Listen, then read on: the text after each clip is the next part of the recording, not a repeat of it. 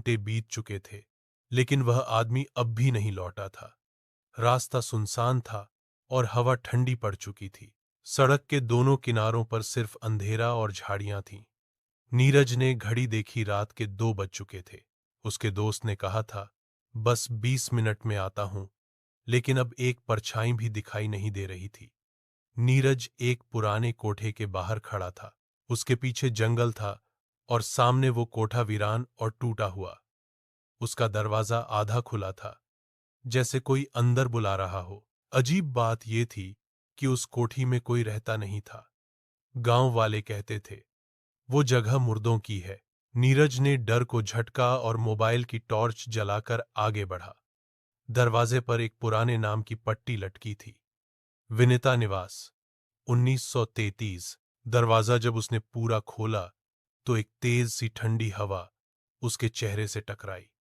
हवा में एक अजीब सी गंध थी, कुछ सड़ा हुआ, कुछ जला हुआ। वो अंदर गया। हर कदम पर लकड़ी चटक रही थी, फर्श पर धूल जमी थी और कोनों में मकड़ी के जाले थे। कमरे के बीचों बीच एक टूटी हुई सीढ़ी ऊपर की ओर जाती थी, लेकिन सबसे डरावनी बात यह थी कि नीचे की सीढ़ी पर कोई बैठा हुआ था। नीरज की टॉर्च की रोशनी जैसे ही उस पर पड़ी, वो आकृति धीमे धीमे सिर उठाने लगी। वो एक औरत थी, लंबी, दुबली, गीले बालों वाली। उसका चेहरा साफ नहीं दिखा, लेकिन आंखें सीधी नीरज को देख रही थीं। उसकी आंखों में गुस्सा नहीं था, वहां सिर्फ इंतजार था और बहुत गहरा दर्द। नीरज की सांसें रुक गईं, उसकी उंगलियां कांपने लगीं। औरत ने अपनी उंगली से इशारा किया, यहां बैठो। नीरज का शरीर जैसे खुद ब खुद चल पड़ा। वो सीढ़ियों के किनारे बैठ गया, ठीक उसके पास। कुछ पल चुप्पी रही, फिर औरत ने पूछा, क्या तुम उसे ढूंढ रहे हो? नीरज ने कांपती आवाज में कहा, हां, मेरा दोस्त गया था, वो अब तक लौटा नहीं। वो औरत मुस्कराई, एक अजीब मुस्कान जिसमें कोई खुशी नहीं थी। वो भी बोला था, बस 20 मिनट में लौटूंगा। नीरज ने उसकी तरफ देखा। तुम कौन हो? उसने कहा, विनिता, मैं यहीं रहती हूं और इंतजार करती हूं, बहुत सालों से। उसकी आवाज धुंधली थी, जैसे कई सालों से बोली ही न हो। नीरज ने घड़ी की ओर देखा, घड़ी बंद हो चुकी थी। औरत ने उसकी ओर झुककर कहा, जो भी यहां आता है वो वापस नहीं जाता। फिर अचानक वह गायब हो गई, लेकिन उसकी जगह एक दूसरा आदमी बैठा था, नीरज का दोस्त, वही जो 4 घंटे पहले गया था। वो चुपचाप बैठा था, नीरज की तरफ पीठ किए हुए। नीरज ने कांपते हुए उसे छूने की कोशिश की। जैसे ही हाथ आगे बढ़ाया, वो दोस्त पलटा, पर उसका चेहरा नीरज का नहीं था।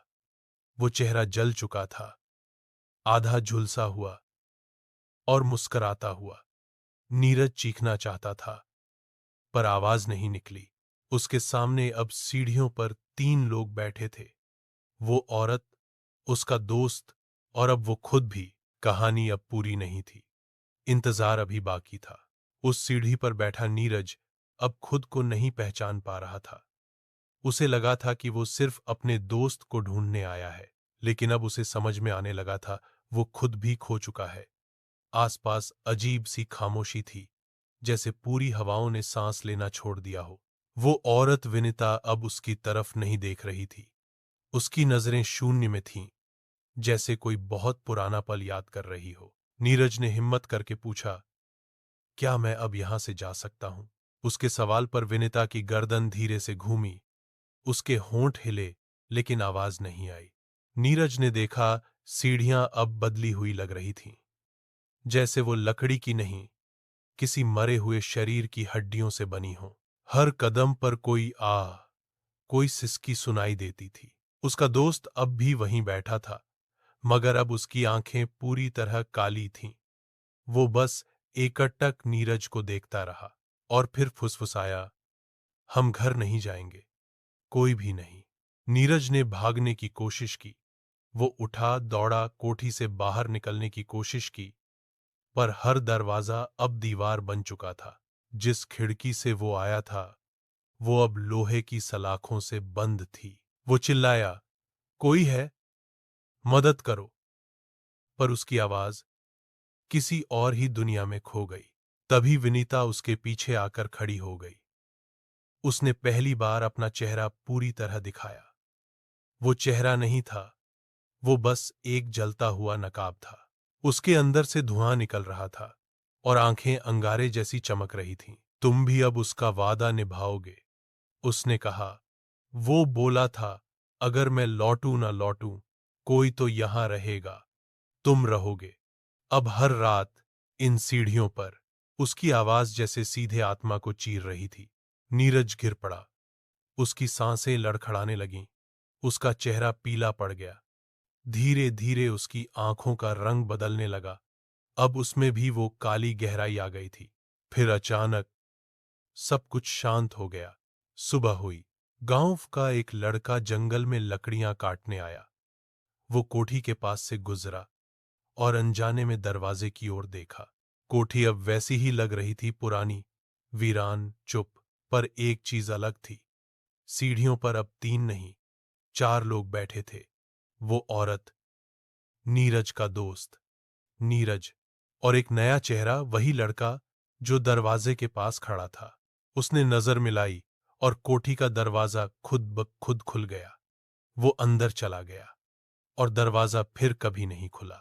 अब कहते हैं, उस कोठी की सीढ़ियां कभी खाली नहीं रहती। हर रात कोई नया इंतजार शुरू होता है, कोई नया चेहरा बैठता है, किसी और के लौटने की उम्मीद में। कुछ वादे ऐसे होते हैं जो मौत के बाद भी निभाने पड़ते हैं, और कुछ इंतजार ऐसे होते हैं जो पीढ़ियों तक नहीं मिटते।